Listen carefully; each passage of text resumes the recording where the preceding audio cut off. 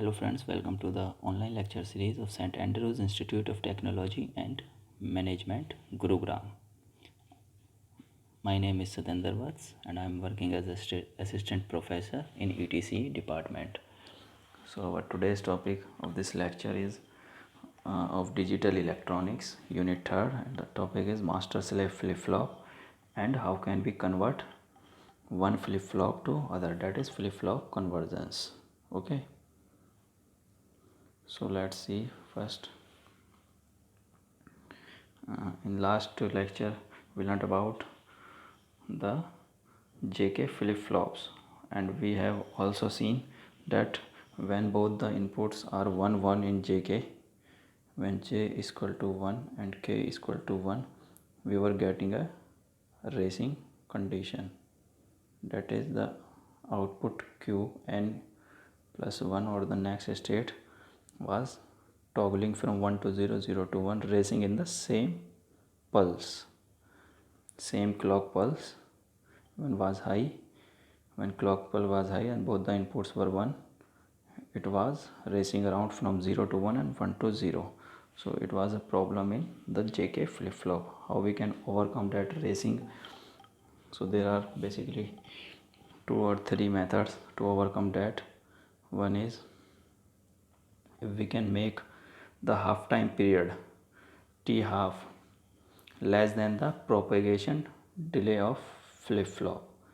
If the half time period, okay, we can make somehow it less than the propagation delay, so this racing condition can be overcome. Second is edge triggering, that is the state changes only when the clock goes from 0 to 1 or from 1 to 0, that is at the edges. When the output changes at the edges of clock, when it goes to 0 to 1 or 1 to 0. And third is master slave configuration.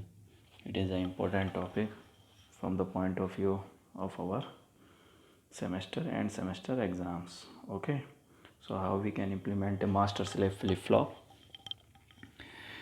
We are in this circuit, as we can see, we are using two JK flip-flops connecting back to back. Okay, so and the difference is that the one, that is the master, this is the master flip-flop, master JK flip-flop, and this is the slave. So this flip-flop is working when the clock is high, and the slave is working, as we can see there, we are providing it a clock through a inverter. So this is working when the clock is low. So both the JK flip-flops will not work simultaneously. If one is working, that is, if one, there is a change in state in one, there would not be a change in state in the second.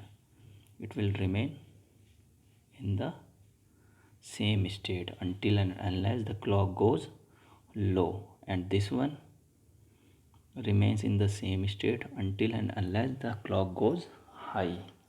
So what we have done using these two different clocks, that is complemented clocks, so output changes only once during a clock cycle. By doing this, what we have done, we have forced the output to change only once during a clock pulse. If it is clock is high, only this the output of master flip-flop will change. If clock is high, the output of master will change, and if it is low, then only the output of slave will change. So what we have done, we have forced it to toggle. We have forced the race around condition to get converted into toggling. Here we can see in the timing diagram, this is the clock 0 1 0 1 0 1. Okay, now Qn is the output of master flip-flop, master JK flip-flop. So as we can see in the picture, in the diagram given below, the Qn will change as the clock goes high. So it goes there, it goes high, and it changes again when the clock goes high again. So it changes here, and it continues to be low until the clock goes high again. So now it changes to high and remains high until the clock goes high again. So whenever the clock goes high, the output of master slave changes, as we can see in the timing diagram. Similarly, when clock goes low, as we can see, when clock go on these edges, the output of slave will change, and it remains until the clock goes low again. Okay, it remains there until clock goes low again. It changes here. Now it remains in the same position until clock goes low again there. So what we have done, we have forced the output to remain in the state until the clock goes high. So it will not race around during the pulse. It will not race around. Okay, so this is how we can overcome the racing around condition in a JK flip-flop by using two flip-flops connecting each other. Like the diagram, we can see how they are connecting. Okay, we can see that how both are connecting. We have provided the clock which is complemented of the clock given to master. We are providing it by an inverter. Okay, so this is how we can implement a master slave JK flip-flop. Now the next topic is excitation table. We have already seen the characteristic or truth table of flip-flops. Now we will see excitation table. Truth tables were basically the characteristic tables which defines the operational characteristic of the flip-flop.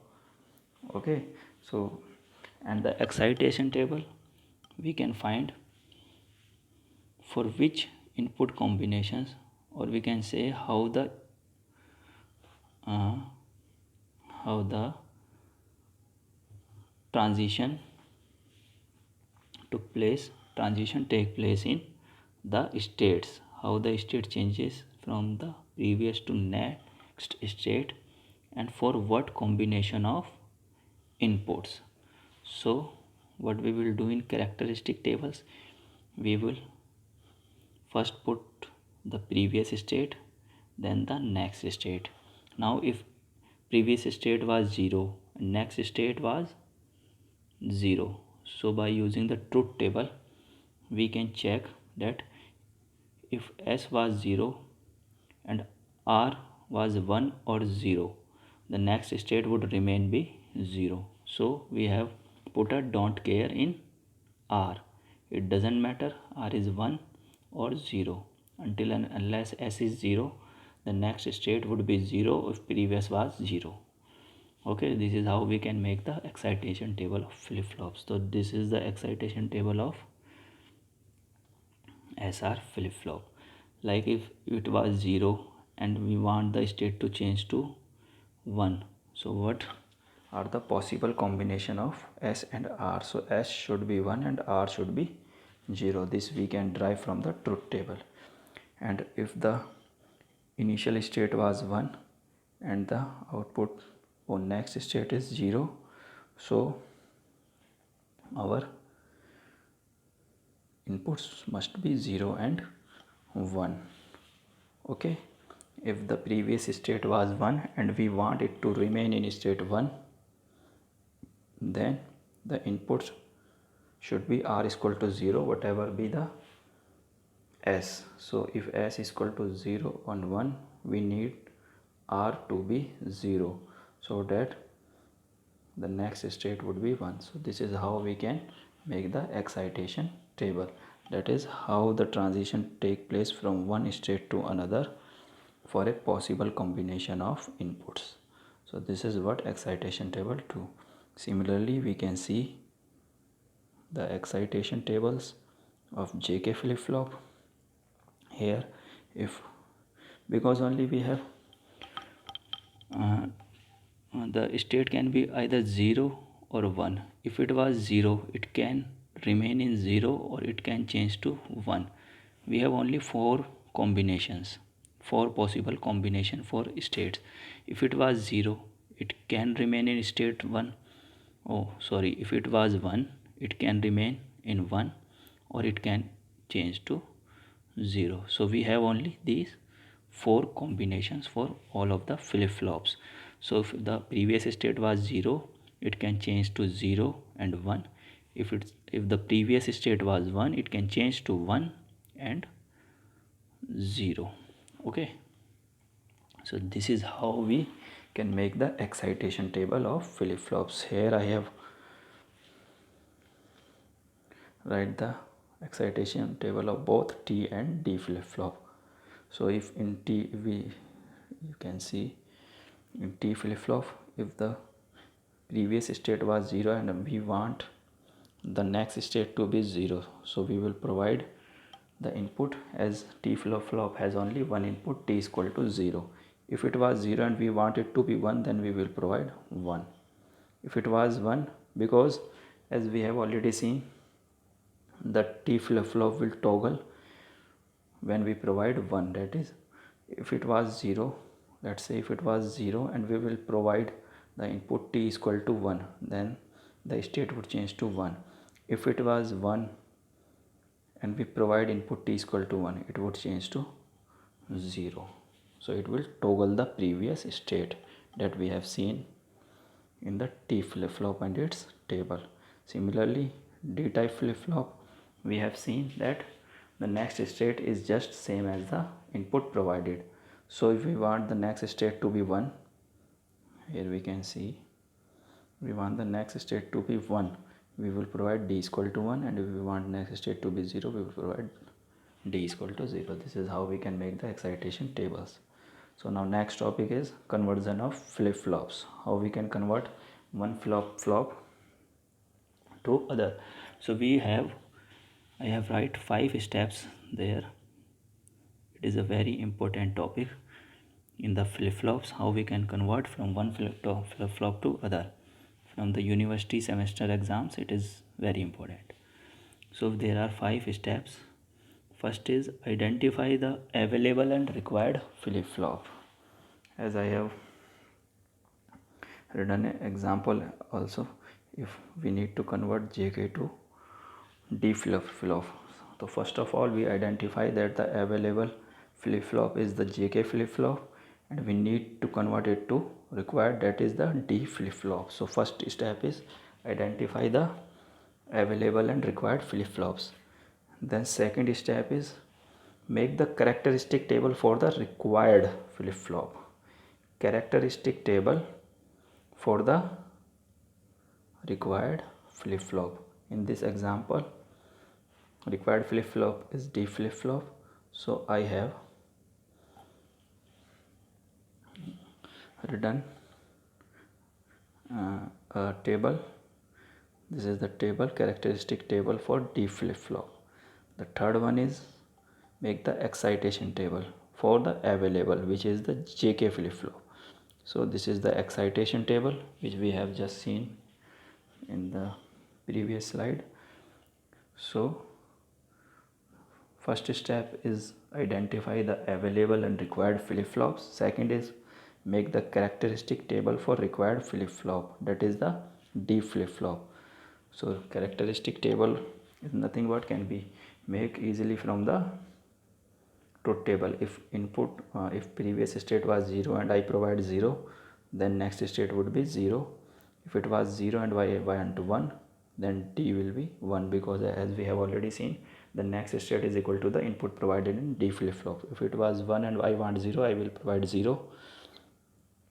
Okay. and if it was 1 and I need to remain in state 1, then I will give D is equal to 1.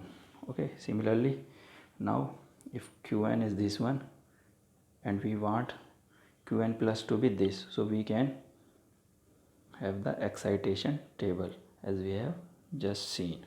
So this is how we combine both the characteristic and excitation table. Characteristic table is written for the flip-flop that is required, and excitation table is for the available flip-flop. Now the fourth step is write the boolean expression for the available flip-flop, that is the JK flip-flop. So we have two inputs there. We have two inputs Qn and D. So Qn and D, and we will write the boolean expression for available flip-flop, that is the JK. So for J I have made this K map because we have only two inputs, it will be a two variable K map, and for K I have write this. So as we can see, J is 0 1, don't care, so I will make a pair and J would come out to be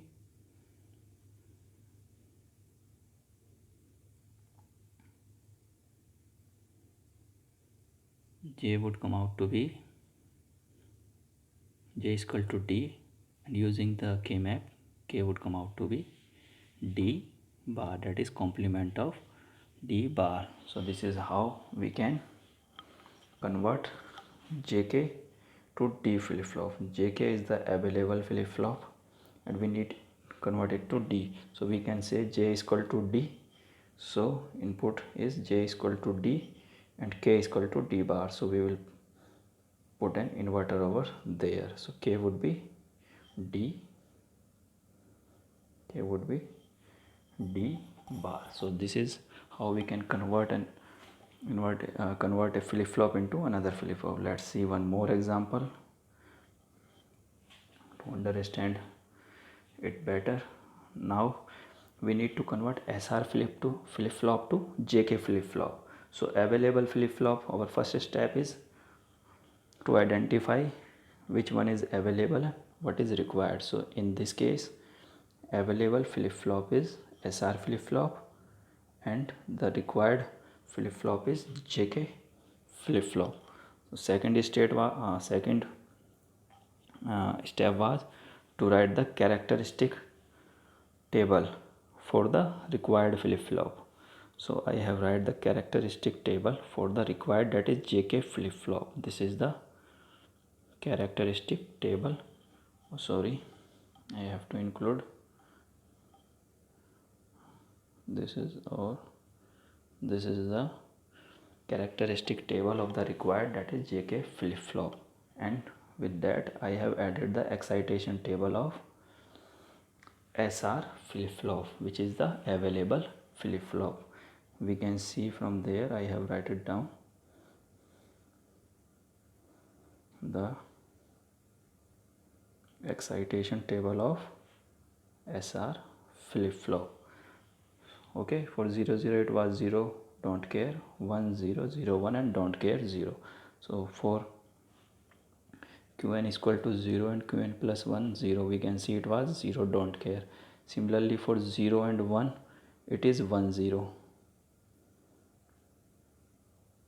For 0 and 0 it is 0 don't care, and 0 and 1 it is 1 0. We can see from the excitation table, and similarly we can write down for all the combination.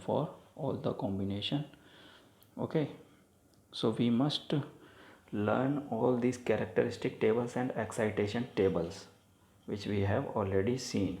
To convert from one flip-flop to other, we need to learn all these things. So now the fourth step was the write the boolean expression for the available flip-flop. So SR is available, so we will write Boolean expression for our available flip-flop. Since we have now three variables j, k and q, n. We have three variables j, k and q, n. So we will use a three variable k map that will consist of 8 cells. Now I have, there we can see for S the k map, and for R this is the k map. So for S we will make a pair, and S comes out to be qn bar into j. Similarly R comes out to be qn into k, and the next and the fifth last step was to implement the circuit. So as we can see in the Boolean expression, S is nothing but the multiplication of qn bar and j. So we will use a AND gate to implement it, and output, so S would be j multiply qn bar. This is q, this is qn bar, and similarly k is equal to, as we can see, k is equal to qn into, oh sorry, r is equal to kn multiply qn multiply k. So r is k multiply qn, which is fitted again using an AND gate. So this is how we can convert one flip-flop to another flip-flop using 5 simple steps. We can summarize these steps again. First, because it is a very important topic and the question often comes from this topic in university examination, so our first step is identify available and required, because if you change the available and required flip-flops, the answer would be certainly wrong. Second is make the characteristic table for the required flip-flop and the excitation table for the available flip-flop. The fourth one is write the Boolean expression for available flip-flop and then design the circuit according to that Boolean expression. Okay, so this is it for the lecture. Thank you very much.